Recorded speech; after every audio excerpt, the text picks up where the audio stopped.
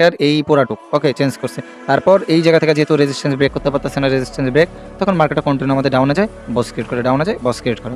ওকে ভাই এবার আমি আমি আমি কি বুঝছি, আমি একদম কলেজটা করলাম, আমাদের একটু বলি। এই দিন এই প্রথমে যে এইভাবে আপনি যে বস করছে, মানে ব্রেকআউটের পরে যে এই পয়েন্টটা ব্রেকআউট করছে না, হুম ব্রেকআউট পরে লাস্টে নিচে যে সুইংটা, সেটা দেখে মানে দুইটা রেলে দিছে দেন ডাউনের দিকে বস, উপরে একটু উপরে দুইটা হুম। রেলে দেওয়ার পরে এরকম কাজ করবে না। না না কারণ না আমাদের লাস্টের যে নিচে যে তারপরে ওই উপরে বসটারে যেই মানে রেলেটা ব্রেকআউট করলো, তার নিচেরটা যদি ব্রেকআউট করতে পারে, আর তারপরে আমার চেঞ্জ অফ ক্যারেক্টার হবে নাকি? হ্যাঁ, এইটা ব্রেকআউট করার পর যদি দেখেন মার্কেটে এইভাবে আইসা এইভাবে আইসা দেন এইভাবে এই পয়েন্টটু ব্রেকআউট করার আগে, হ্যাঁ ব্রেকআউট করার আগে এই সুইং থেকে এতটুকুর ভেতর লাস্ট লো কোনটা? এটা এইটা। হ্যাঁ। ওকে এইভাবে গেছে, দেন নিচে, দেন আবার উপরে। এটা থাকবে আইডিয়াম জোন, আর এটা হলো লাস্ট লো জোন।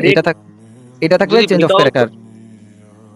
এই যে যদি দেখেন ব্রেকআউট না হ্যাঁ যদি আমি ব্রেকআউট না করে সরাসরি যদি সাপোর্ট যদি নিয়ে যেত, তাহলে এই জায়গা থেকে চেঞ্জ অফ ক্যারেক্টার হয়ে যেত।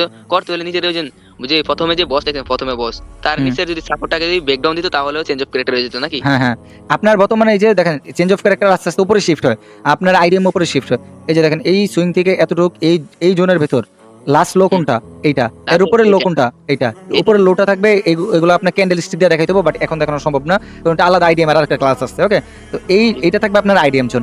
আইডিএম এর নিচে থাকে কি আপনাদের আইডিএম এর নিচে লো। এখন এই ধরেন এই লোটা হইলো না, একদম ডিরেক্ট এটা লো, তাহলে আপনার এটা চেঞ্জ অফ ক্যারেক্টার।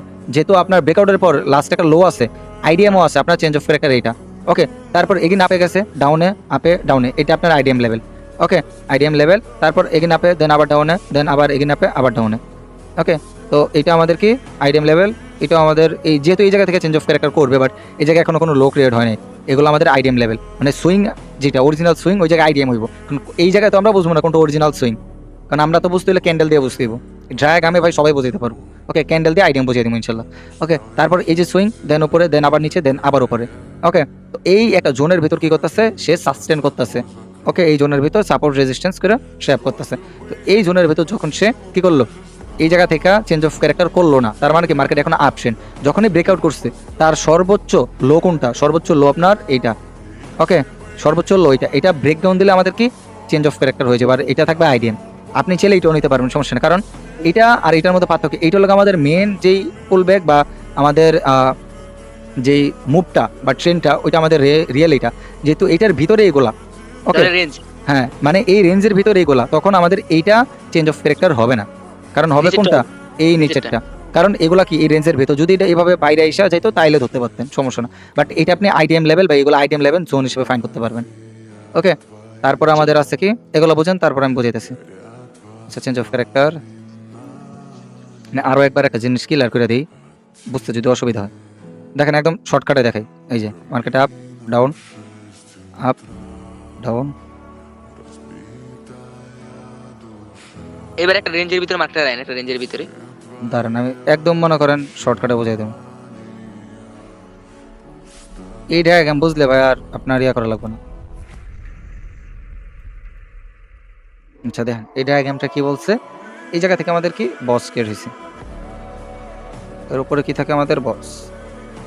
ওকে, তারপর এটা আমরা শিফট করে উপরে নিছি, এটা আমাদের বস। দেন এটা শিফট করে আমরা আরেকটা উপরে নিছি, বস। মানে বস হলে মার্কেট ট্রেন্ডটা কন্টিনিউ করে। ওকে, এতটুকুই।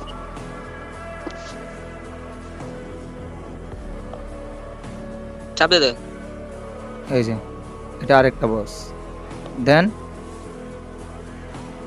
এই জায়গা থেকে আরেকটা বস। ওকে, ক্লিয়ার। বাট যখন এগিন আপনি এই জায়গায় ধরছেন, তখন আর বস ক্রিয়েট হয় নাই, তখন কি নিচ দিক দিয়ে বস ক্রিয়েট হয়েছে। এখন এই জায়গাটুকু বুঝেন, এবারই লাস্ট এটা বুঝেন, লো এই জায়গায়, হাই এই জায়গায়। ওকে, তারপর এগিন লো, এই লোটা কি সাপোর্ট টাচ করতে পারে নাই, তার মানে এটা আমাদের চেঞ্জ অফ ক্যারেক্টার। ওকে, তারপর এগিন আমাদের এইটা হয়ে যায় কি চেঞ্জ অফ ক্যারেক্টার, যেহেতু চেঞ্জ করে দেন আবার উপরে গেছে, মানে এই জায়গায় একটা শেপ করছে। আর এইটা হলো আইডিএম জোন, আইডিএম জোনের নিচে থাকে চেঞ্জ অফ ক্যারেক্টার, মাথায় রাখবেন। তারপর এগিন এটা আমাদের কি IDM zone, IDM zone shape করছে, মার্কেট উপরে যাওয়ার কথা, বাট চেঞ্জ অফ ক্যারেক্টার এই লেভেল, মার্কেটে কি ডাউন কনফার্ম করতেছে। এই যে দেখেন আরেকটা কথা শুনে, বুঝেন, সাপোর্ট লেভেল যতক্ষণ পর্যন্ত আমাদের টাচ বা ব্রেক না করতে পারবে, মার্কেটে আপ